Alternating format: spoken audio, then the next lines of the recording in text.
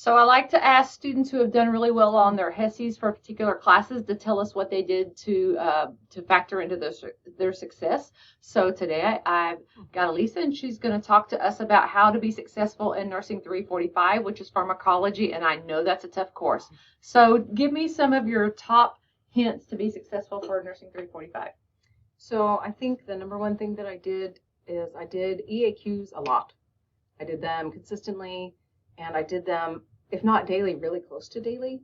And if I wasn't on the EAQs, I was doing something like Quizlet or something like that. So when you tell me you did EAQs on a daily basis or a regular basis, were you more focused on how many you got through or a time period that you tried to shoot? I'm going to do 15 minutes a day or I think more a time period because and I didn't, it would vary. Like sometimes I knew I had a different test and I didn't have a lot of time that particular day. And I'm like, that's okay. Just sit down, do 30 of them.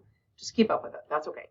And other times I'm like, no, a test is coming up and I know this and I'm feeling like that little lizard is giving me low points. I'm going to spend more time. I'm going to lap through, do more and more and more of them. So when you were going through them, I think there's a difference between me saying go and do 30 versus go and do how many you need to take to feel like you're competent with that material. Yeah. So I think there's a discrepancy. I don't want to give the impression that if you do 30 of them every day, you're going to get a good grade. There's a difference between doing something to check it off your list and doing something for learning. So talk to me about how you do something for learning. If you didn't know a concept and you were consistently getting it wrong, what did you do to remediate or prepare for that? If it was something that came up like more than once, or like sometimes you look at it and you're like, I have no idea. I have never heard of this drug in my life, or I've never heard of this.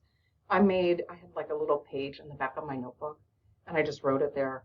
And I'm like, okay, look this up. And so sometimes I would stop the EAQs and just open up another tab and like start researching that. Sometimes I'd be like, all right, I'm gonna look this up later because I want to just keep going with these EAQs. And then I would read more about that because if I'm repeatedly missing something, then I'm missing the bigger concept. So I would go back and then I'm like, all right. And I know also with the adaptive EAQs, it comes back to it. So you're going to see more of those questions. And I like that. I'm like, I know some people will, if they see an EAQ, they'll look it up and then they'll answer it. I'm like, no, I want to miss it if I'm missing it because then it's going to give me more on that topic. And I'm okay with that. And so if I'm getting this right, you didn't get everything you needed to know in class from lecture. No, absolutely not. You can't. There's too many drugs. So that means that you're having to take a lot of your own time and being motivated to go and look for this stuff. So lecture is just like a drop in the bucket, and then you're having to go and get the rest of the bucket. Yes, and I will say I know from taking the LPN NCLEX that like, hey, I was a good student. I did a lot of that program. It was ATIs like HESI or EAQs, and I still walked into the NCLEX and saw things. I was like, I don't know what this is. I've never heard of this. But still, because I had practiced those quizzes a lot, because that quiz is like, it's its own kind of method, I could at least kind of go like, I've never heard of this, but I know it's not this. I know it's not this. But it looks like this kind of word. So like just practicing the skill of the test taking played a lot into it too. Okay, one more question, and it goes off what you're just saying. Sometimes we simply don't know. Yeah. So when you're guessing, how did you formulate it down to those top two or those top ones?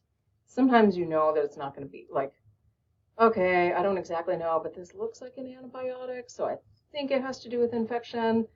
And so you can eliminate something, or you're trying to guess from the name, you're trying to guess from, okay, it's a lull, so it's going to be some sort of heart thing, even though I don't know, like, so just any little clue.